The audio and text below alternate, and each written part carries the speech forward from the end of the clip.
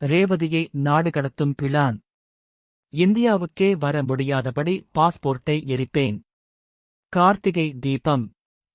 கார்த்திக் தீபம் சீரியலில் இன்றைய எபிசோடில் ரேவதி, கார்த்திக் இணைந்து தம்பதியர் பூஜை செய்ததை பார்த்து சாமுண்டீஸ்வரி அதிர்ச்சி அடைகிறாள்.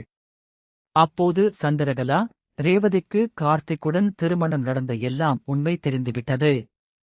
டாக்டரின் பொண்ணு வீட்டுக்கு வந்தபோது ரேவதிக்கு சந்தேகம் வந்து எல்லாத்தையும் கார்த்திக் கிட்ட கேட்டு தெரிந்து கொண்டாள். ஆனால் உன்கிட்ட கார்த்திக் மீது கோவமா இருக்கிற மாதிரி நாடகம் ஆடியிருக்கா? இது எல்லாமே அந்த கார்த்தி செய்த வேலைதான் அக்கா.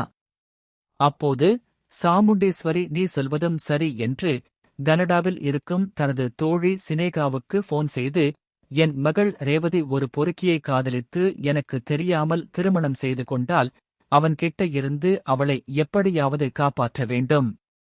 நான் ரேவதியை கனடாவுக்கு அனுப்பி வைக்கிறேன், 6 மாதம் அவளை உன்னிடம் வெச்சிக்கோ என்று கேட்கிறார். அதற்கு சினேகா, அவளை இந்தியாவுக்கு திரும்ப முடியாதபடி அவளுடைய பாஸ்போர்ட்டையே எரித்துவிடுகிறேன். நீ அனுப்பி வைத்தால் போதும், நான் பார்த்துக் கொள்கிறேன் என்கிறாள். இதற்கிடையில் கோவிலில் பூஜையை முடித்து வீட்டிற்கு வரும் ரேவதியிடம் சாமுண்டீஸ்வரியும் சந்திரகலாவும் எதுவும் தெரியாதது போல நடிக்கிறார்கள். பின் சாமுண்டீஸ்வரி, என் தோழியின் மகளுக்கு கனடாவில் திருமணம். என்னால் போக முடியாது. எனக்கு பதிலாக நீ போய்விட்டு வா என்று ரேவதியிடம் சொல்கிறாள். இதை நம்பிய ரேவதியும் எந்த சந்தேகமும் இல்லாமல் ஓகே, நான் போயிட்டு வருகிறேன் என்கிறாள். உடனே கார்த்திக்கிற்கு போன் செய்து இந்த விஷயத்தை சொல்கிறாள் ரேவதி. ஆனால் கார்த்திக்கிற்கு இதில் ஏதோ தப்பா இருக்கு ரேவதி, ஏதோ சதி இருப்பதாக எனக்கு தோன்றுகிறது என்கிறார். அதெல்லாம் ஒன்னும் இல்ல மாமா, நாளைக்கு எனக்கு பிளேட் என்கிறாள்.